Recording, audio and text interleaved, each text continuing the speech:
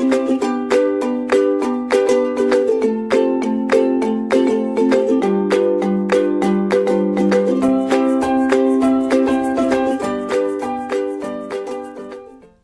everyone, my name is Dr. Sandeep Kumar Bansal.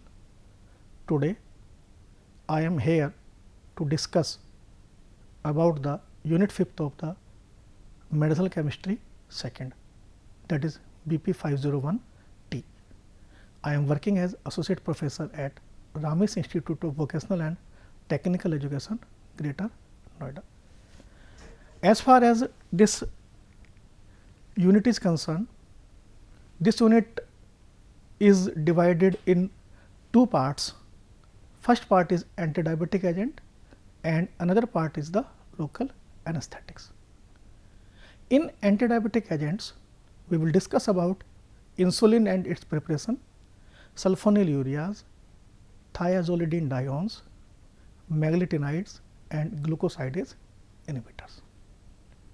In local anesthetics, we will discuss about SAR of local anesthetics, that is structure activity relationship of local anesthetics, benzoic acid derivatives, amino benzoic acid derivatives, lidocaine or anilide derivatives and miscellaneous local anesthetics.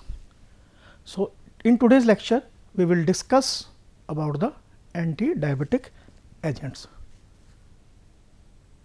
So, before proceeding further, one should have the clear cut idea about these two words, disease and disorder. One should know what do we mean by disease and what do we mean by the disorder. If we talk about the disease, it results from pathophysiological. Students, please recall my words. Disease result from pathophysiological response to external or internal factors. So, disease is a pathophysiological response to external or internal factor.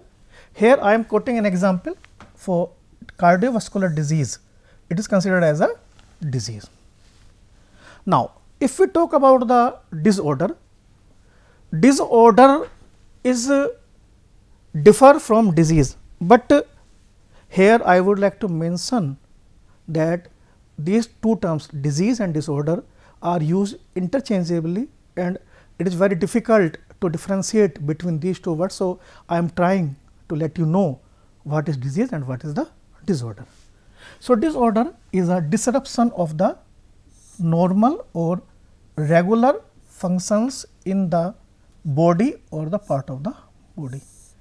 Means it can be a complete body part or it can represent a simple body part. So, if its normal function, regular function is getting disturbed, then it is considered as the disorder. Now, if we consider the example of arrhythmia, arrhythmia is considered as the disorder. Arrhythmia.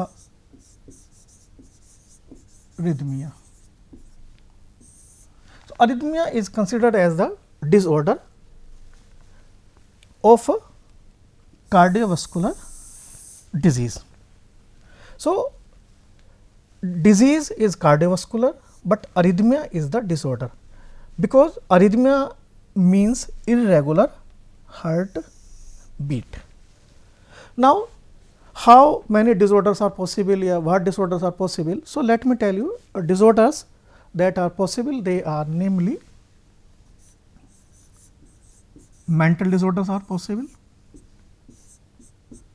emotional disorders are possible, behavioral disorders are possible, structural, physical, etc. So, these many types of disorders are possible. Now, I hope you must have understand how disorders are differ from the disease. So, here I am giving a one task. you are supposed to enumerate some more examples, for disease and disorder. Disease and disorder. Now, let me focus on our main topic, that is diabetes mellitus. So, we should know what is diabetes mellitus. Diabetes mellitus is not a disease, rather it is a disorder. Diabetes mellitus is a metabolic disorder, rather we can say it is a metabolic disorder. Now, it is having some characteristics. So, let us see what characteristics represent the diabetes mellitus. So, these are hyperglycemia, first one, glycosuria, second, hyperlipidemia, third, negative nitrogen balance, fourth, and ketonemia. So, these are the 5 characteristics that describe or explain diabetes mellitus. So, now let me explain all these characteristics one by one. So, first I am explaining the hyperglycemia. If we look upon this word, it is made up of 2 parts, hyper and glycemia. It means excess of blood sugar. Blood sugar means we are talking about the glucose. So, hyperglycemia is represented by the excess of the blood sugar, that is blood glucose. Normally, under normal circumstances, the symptoms, we are talking about the symptoms of the hyperglycemia are not reflected. Symptoms are not reflected. Now, my question is that when this hyperglycemia results? This hyperglycemia results when our body produces or uses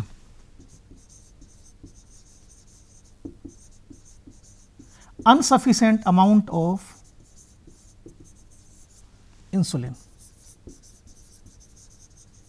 So, when our body produces the insufficient of amount of insulin, then hyperglycemia results. Now, few seconds earlier I have told that the symptoms are not reflected under the normal circumstances. Now, still the question is unanswered, then when the symptoms will reflect? The symptoms will reflect when the concentration of blood glucose in our blood raises more than 180 to 200 milligram per deciliter. So, these symptoms are reflected.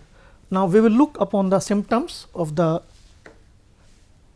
hyperglycemia. So, I am trying to explain here the symptoms of the hyperglycemia. Symptoms of the hyperglycemia can be categorized in 2 parts, that is early stage symptoms and the symptoms that are reflected in the later stage. Early stage symptoms are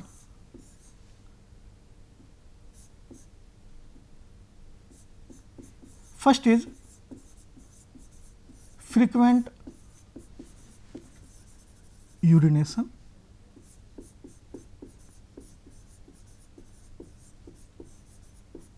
intense thirst. These are the 2 major symptoms of the early stage of diabetes, frequent urination and the intense thirst.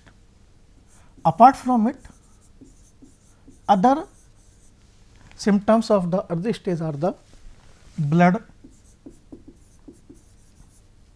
vision. So, these are the three symptoms that are major, that is you can see frequent urination, intense thirst, blurred vision, etc. The symptoms that are reflected in the later stage, they are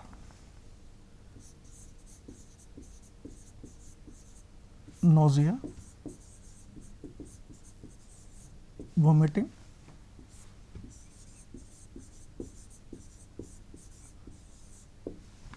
headache,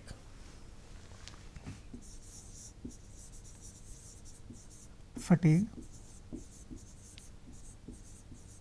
weakness, even the coma. So, symptoms of the hyperglycemia are, I am summarizing again, early stage symptoms and the later stage symptoms. So, early stage symptoms are frequent urination, intense thirst, blurred vision. Later symptoms are the nausea, vomiting, headache, fatigue and weakness, even the coma. After hyperglycemia, next is glycosuria. This is one more symptom, one more characteristic of the diabetes mellitus. Glycosuria means excretion of glucose in urine. So, glucose is passed out in urine. Actually, if we see under the normal circumstances, our kidney absorb the glucose from glomerular filtrate. But when the person suffers from hyperglycemia, the kidney is unable to absorb back this glucose from the glomerular filtrate, and ultimately it passes out into the urine. So, this is the case when person suffer from the hyperglycemia. But if glucose is being passed out in the person that is not, that is normal person, means not suffering from hyperglycemia, that is, that condition is considered as the renal glycosuria. If person is not suffering from hyperglycemia and still he is passing, he or she is passing the glucose in the urine, then it is considered as the renal glycosuria. Next characteristic, so glycosuria is the second, first was the hyperglycemia and third is hyperlipidemia. Hyperlipidemia means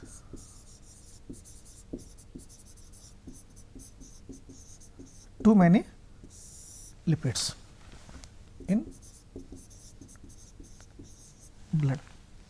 When the amount of lipid rises in our blood, and it is due to the, please catch my words, it is due to the amount of excess glucose in our body. So, that is the again the reflection of hyperglycemia that resulting in the hyperlipidemia. Fourth is negative nitrogen balance. So, negative nitrogen balance under normal circumstances, equal amount of protein is ingested and excreted out.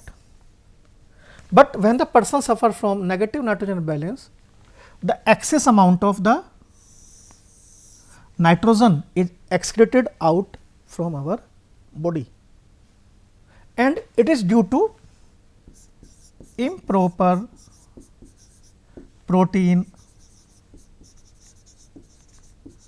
metabolism, and this hyperglycemia is again responsible for this reason.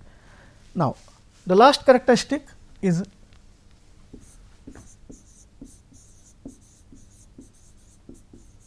ketonemia. This is the fifth characteristic of the this diabetes mellitus, ketonemia. Ketonemia means the presence of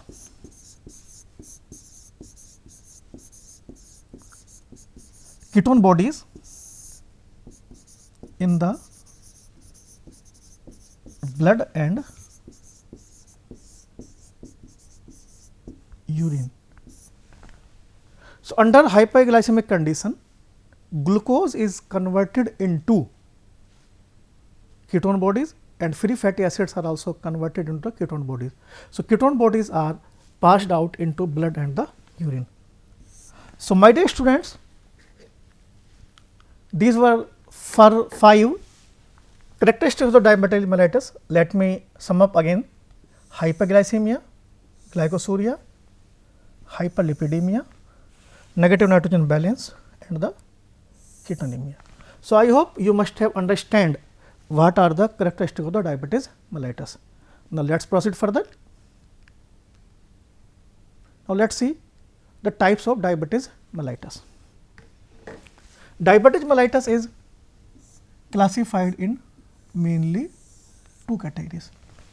The first one is the insulin dependent diabetes mellitus, I D D M. So, here you can see that I am abbreviated it IDDM. So, IDDM is stand for insulin dependent diabetes mellitus. It is also known as juvenile onset diabetes mellitus. Why it is being called juvenile onset diabetes mellitus? It is so called because it is present since birth. Next, let us see what are the different regions for this type 1 diabetes mellitus. The reason is the destruction of the beta cells that are present in the pancreatic islets. So, due to the destructions of the beta cells, person suffers from the type 1 diabetes, that is insulin dependent diabetes mellitus. So, beta in this case beta cells are non-functional. Type 2 diabetes mellitus is called non-insulin dependent diabetes mellitus, N I D D M. Therefore, we call it NIDDM. So, non-insulin dependent diabetes mellitus. It is maturity onset diabetes mellitus. So, this type of diabetes takes place or happens in a person in the elder stage after maturity. So, this is not since birth. So, that is why it is called NIDDM. So, now let us see what are the reasons for this type 2 diabetes. In this case, the beta cells, the mass of beta cell is reduced. The mass of beta cell is reduced, means some beta cells are still functional and its number will depend person to person depending on the severity of the disease. So, loss or only moderate reduction in beta cell mass and insulation in circulation is low. Students, mind it that circulation के अंदर जितना भी insulin है उसकी amount आपकी कम हो जाती है. सो इंसुलिन इनसफिशिएंट अमाउंट में प्रोड्यूस भी हो रहा है और सर्कुलेशन के अंदर उसकी अमाउंट भी घट रही है. So that is type 2 diabetes. So, here let we focus that diabetes mellitus is again of 2 type. Let me brief up it. It is I D D M. This is the first type, insulin dependent diabetes mellitus, and second one is the N I D D M, non-insulin dependent diabetes mellitus. So, you must have to recall it, remember it, that diabetes mellitus is of two types, type 1 and type 2. Now, let me explain the reason, let me explain the pathophysiology, let me explain the what is happening inside these two types of diabetes. Now, here in picture you can see this is the one diagram, that is type 1 diabetes, this is the second diagram, that is type 2 diabetic person. Now, in this if you see this first diagram, this is a person without diabetes, this is the healthy person. Pancreas is there, pancreas is producing the insulin, and insulin is represented by the green structures. Insulin is represented by the green structures. Glucose is present in the blood and is represented by the blue dots. Now, what insulin is doing? Insulin works like a key. Insulin works like a key to let glucose move in the cell. So, here insulin is facilitating the movement of glucose inside the cell.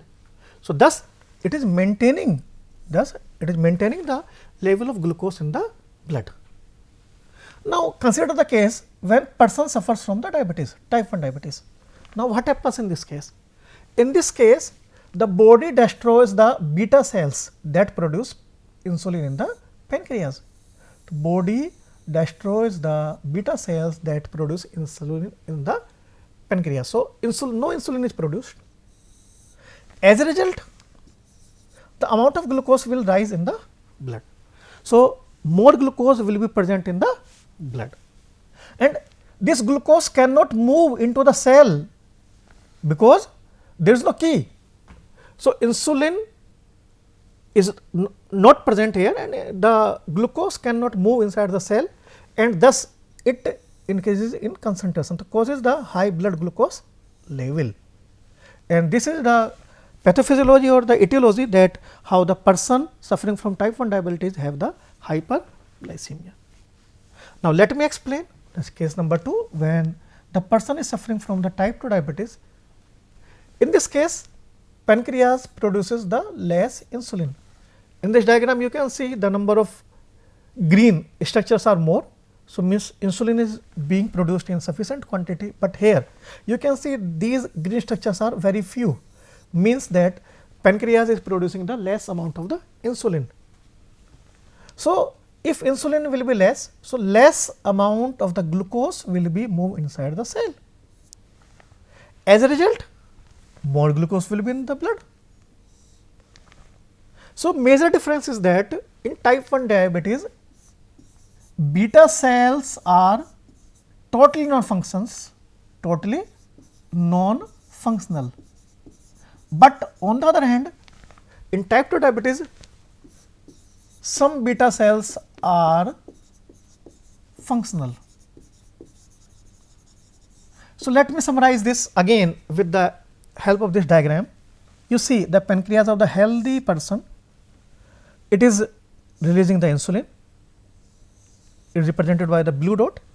Insulin is getting bind to the insulin receptor and let the glucose to be enter inside the cell. So, this is the normal condition, but in type 1, when pancreas fail to produce the insulin, so the binding site is free, there is no insulin is available. In this condition, glucose cannot enter inside the cell. So, this is type 1. In type 2, insulin is produced, but it is not sufficient, and it due to insufficient amount, to less amount of glucose enter inside the cell. So, in both the cases, hyperglycemia results. So, I thought you must have got an idea how this diabetes takes place and what is the etiology behind it. So, now let me explain why diabetes mellitus. So, diabetes type 1 is less common, majority of the cases are autoimmune, or it may be type 1A If it is type 1b, some that is due to idiopathic. So, type 1 is less common, and in most of the cases the antibody destroys the cell that are detectable in the blood. So, these antibodies distract the beta cells. So, antibodies distract the beta cells, and therefore, no insulin is produced. But if we say type 2, over the 90% cases of diabetes are type 2. Please recall these words. Over the 90% cases of diabetes are type 2 diabetes mellitus. Abnormality in glucose. Now, let us see the regions, what are the regions behind it. So, abnormality in the glucose receptor of the beta cell means their structure change, so that insulin is not able to bind over it. Reduced sensitivity of the peripheral tissue to the insulin. The peripheral tissue that are present in our body, they become less sensitive to the insulin. So, that improper utilization, the here we can say the region is the improper utilization of the insulin. Excess of the hyperglycemic hormones. If glucagon is more, or obesity person is suffering from obesity, then he or she is having the chances of getting the type 2 diabetes.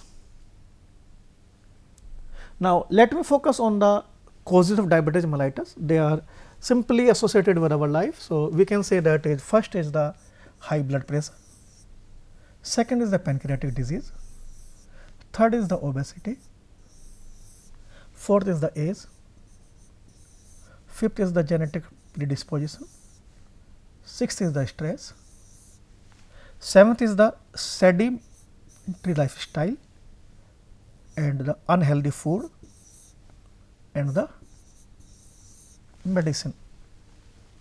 So, these are the 9 major reasons that are causing the diabetes mellitus. So, after seeing all these diabetes, we can say a common wording that we listen every day, that is lifestyle disease. So, diabetes mellitus is more or less lifestyle disease. If we do on exercise to enhance muscular activity, that will ensure, that will reduce the chances of the getting diabetes. Now, let me explain the pathological changes that are associated with the diabetes mellitus. First is the thickening of capillary basement membrane. Now, see, I am telling you another fact, another phase of this diabetes mellitus.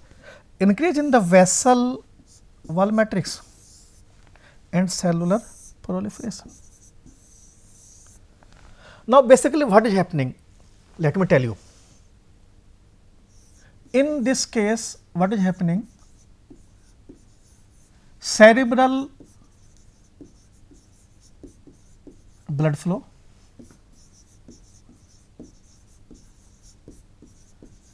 renal blood flow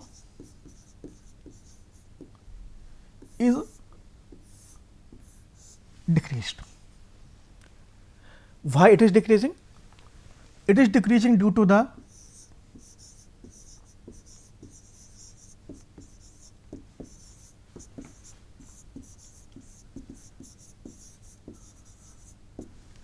change in the architecture of the blood vessels. As a result, the person suffers from three major complications. One is retinal issue, another is related to the nephron, that is kidney, and third one is the cerebral. So, these are the three major complications that are visible, that are associated in the later stage of. Let me explain this is few with more diagrammatically. If we see major complications of diabetes are categorized in microvascular and the macrovascular. So, microvasculars getting affected eyes, kidney and the neuropathy. These are the three major complications, my dear students. These are the three major complications for diabetes mellitus, and macrovascular complications are associated with the brain, heart and the extremities. So, now after having the view or review of this pathophysiology or what is diabetes, how it takes place. Now, we can summarize the anti-diabetic agents we can use or we can treat type 1 diabetes mellitus. In this, we can utilize insulin, we can carbohydrate, fat and protein counting, means we can restrict our diet. We can restrict our diet. We can frequently blood monitoring, eating healthy food, exercising regularly and maintaining a healthy weight. So, these after approaching these approaches, after utilizing these approaches, we can control type 1 diabetes. Type 2 diabetes can be controlled either improving insulin availability, means either use exogenous insulin or sulfonylureas, meglitinide, phenylalanine analogues, dipeptidyl 4 inhibitors or GLP receptor agonist, or we can minimize the insulin resistance, metformin, that is biguanides, thiazolidinediones and the glucosidase inhibitors. So, in our next lecture, we will discuss anti-diabetic agents, that means insulin and its preparation. So, thank you students, I hope you must have got an idea about this what I tried to tell you, what is diabetes, how it takes place and what are the different pathophysiology associated with this. Thank you students.